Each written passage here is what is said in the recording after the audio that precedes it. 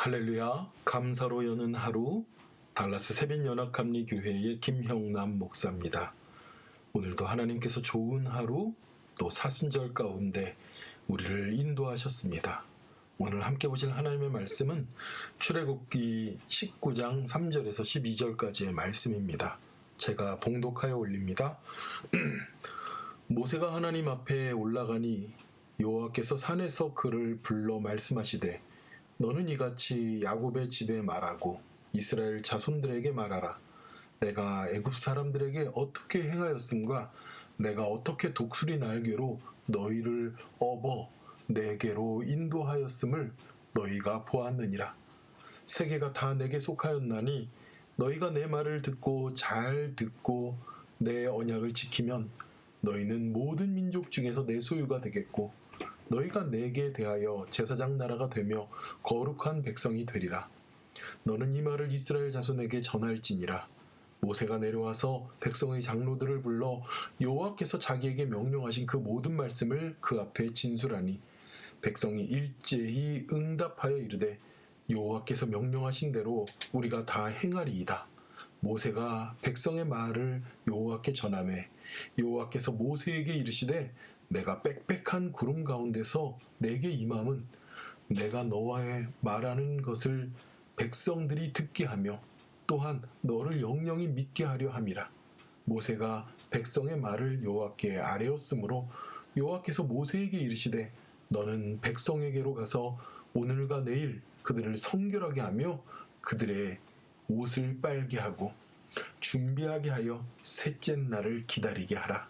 이는 셋째 날 나 여호와가 온 백성의 목전에서 시내산에 강림할 것이니 너는 백성을 위하여 주일을 경계를 정하고 이르기를 너는 삼가 산에 오르거나 그 경계를 침범하지 말지니 산을 침범하는 자는 반드시 죽임을 당할 것이라. 아멘. 아멘. 이스라엘 백성들이 광야로 나온 지 3개월째가 되었습니다. 하나님이 시내산에서 모세를 부르시고 백성을 향한 계명을 주시겠다고 말씀하고 있습니다. 여러분, 이 계명이 무엇일까요? 하나님은 종살이하던 한 민족을 해방하고 구원하신 후에 이제 그들을 하나님의 백성으로 만들어 가십니다. 애굽에서는 그 죄된 땅을 떠나 이제 새로운 성을 가진 사람으로 새 땅에서 살게 하기 위해서 하나님은 그들에게 여러 가지 법칙을 알려주십니다. 우리가 이런 법이나 규칙이라는 말을 들으면 뭔가 얽매이고 부담스럽고 우리를 제한하는 것 같고 그렇게 생각하지만요. 이 법과 규칙은요. 질서를 따르는 것이고 이 질서는 오히려 사람들을 편안하고 안전하게 하려는 목적을 가지고 있습니다. 만약에 법이 없다면 자기 마음이 싫고 마음에 안 드는 사람들을 마구 죽이거나 말을 마구 해하거나 그러면 어떻게 하겠습니까? 법이 있어야지 그런 방종하며 저지르는 죄악을 막을 수가 있습니다. 우리가 도로로 운전할 때도 마찬가지죠. 자꾸 신호가 걸려서 멈추면 답답하지 않습니까? 그래서 만약에 신호를 없애고 사람들에게 마음껏 달리게 해보십시오. 어떻게 되겠습니까? 아마 교통사고로 죽는 이도 많고 다치는 이도 많을 것입니다. 대표적인 예가요. 인도라는 나라에 가면은 파키스탄이라는 나라에 가면 신호등이 없다고 그래요. 어마어마한 교통체증이 있습니다. 그렇게 교통체계라는 것, 교통법규라는 것은 사람들을 오히려 질서 있게 하고 편리하게 만드는 그러한 것을 볼 수 있습니다. 하나님께서 모세를 불러서 이제 이스라엘 백성들이 아버지 하나님의 백성이 되고 장자의 민족이 되고 그들의 제사장 나라가 되게 하시는 그렇게 하기 위해서 하나님은 이스라엘 백성들과 약속을 만드십니다. 그 약속을 만드시는데요. 신명기 10장 12절에서 13절에 이렇게 말씀합니다. 이스라엘아, 내 하나님 여호와께서 내게 요구하시는 것이 무엇이냐?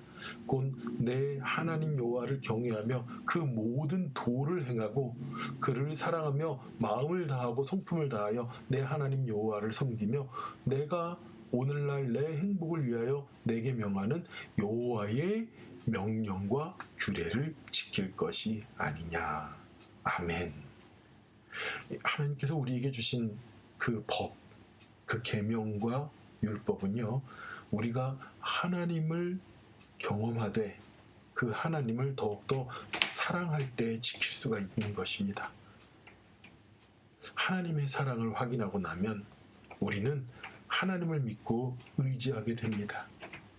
그리고 또 아버지 하나님을 믿고 의지할 때 순종을 할 수 있게 되는 것이죠.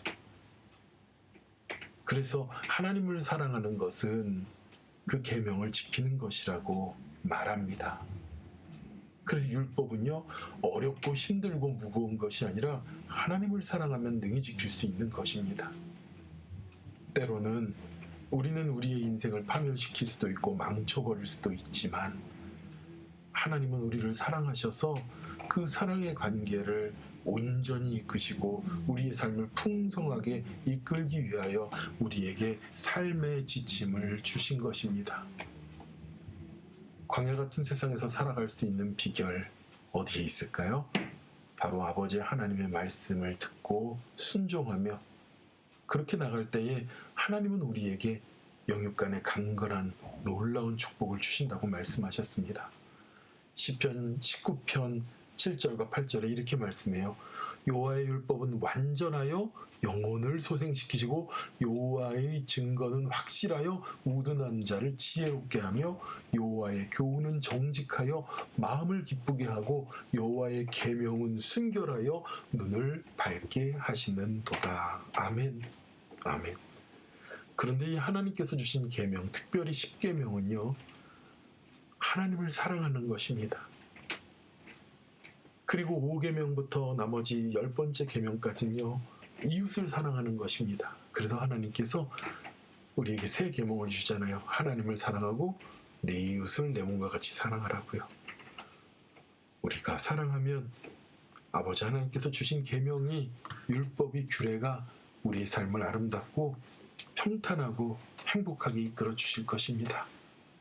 아버지 하나님의 계명과 말씀을 우리의 중심에 두고 사랑하며 승리하며 살아가는 저와 여러분이 되기를 축원합니다. 기도하겠습니다. 하나님, 우리는 세상에 살아가면서 하나님께서 주신 법이 우리를 제한하거나 우리를 답답하게 하는 것이 아니라 하나님이 우리를 사랑하셔서 우리 안에 질서와 규칙과 삶의 길을 주신 것을 믿습니다. 하나님, 오늘도 그 사랑하심을 믿으며 이 계명 가운데 우리가 순종하며 주님 앞에 믿음으로 나가도록 인도하여 주시옵소서.